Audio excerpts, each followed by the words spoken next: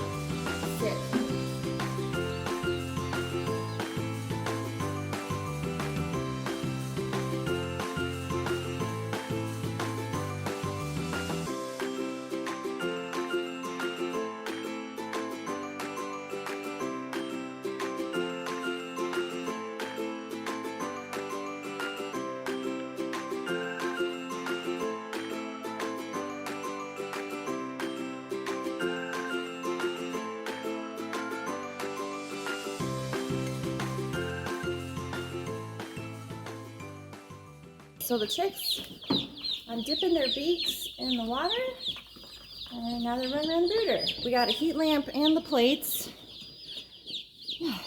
So I'm just gonna keep dipping beaks.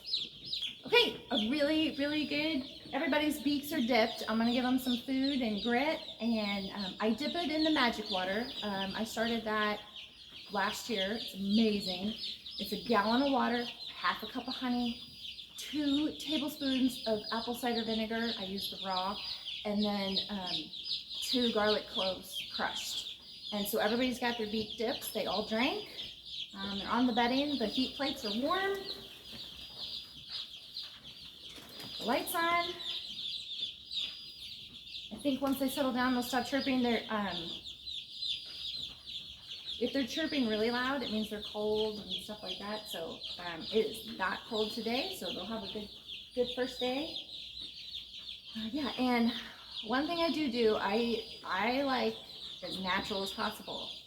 But with these chicks, I have 87 chickens, so all of them lived. The hatchery shipped 2 extra. And it's a local hatchery, so they are only shipping for a whole day. They shipped yesterday at like 1 o'clock in the afternoon, and I picked them up at 7:30 this morning.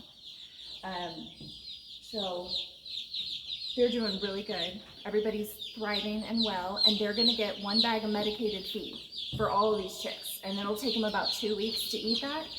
And then once they go out on the pasture, it'll all just be non-GMO feed and pasture. Lots of grass and sunshine. I know some people will take the baby chicks out and put them on grass and then put them back in the brooder at night. I think that's too much stress for the birds, so we're just gonna keep them here until they can't stay in any longer, and then we'll move them out to grass.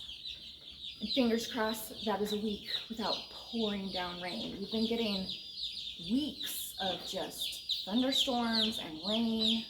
So hopefully the first week they're out on grass, it's gonna be lots of sunshine, because that's what they need. They like it warm, and chickens can do okay if it's cold, and they can do okay if it's wet, but they don't do well with both.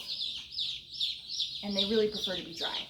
So if it's raining a lot, we'll have to put down grass or straw, and they won't be getting as much grass. Anyway, so I'm gonna feed them some feed, and it'll be the medicated chick starter is what it is. So these chicks have not been vaccinated, but they'll get a little bit of medicated feed. Last year, I mean, we lost maybe 1 or 2 birds out of 150. So that was, I mean, like, amazing. But yeah. Baby chicks are on Monroe Glen. It's really exciting. You know, and the way we raise the birds, everybody, I mean, I think there's something to be said about being connected to your farmer, but then the way we raise them, they're just not sick. They're not,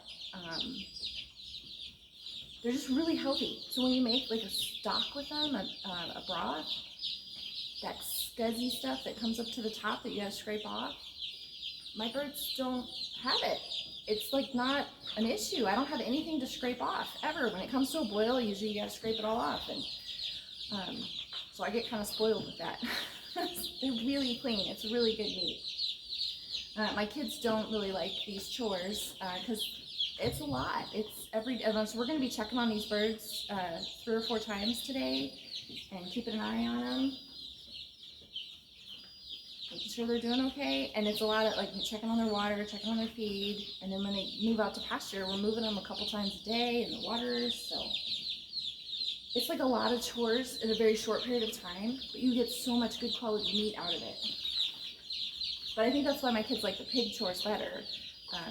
It's longer. We have the pigs much longer than we'll have the chickens, but we just go check their fence and top off their water, and it's not like intense chores. We don't have to check them very often.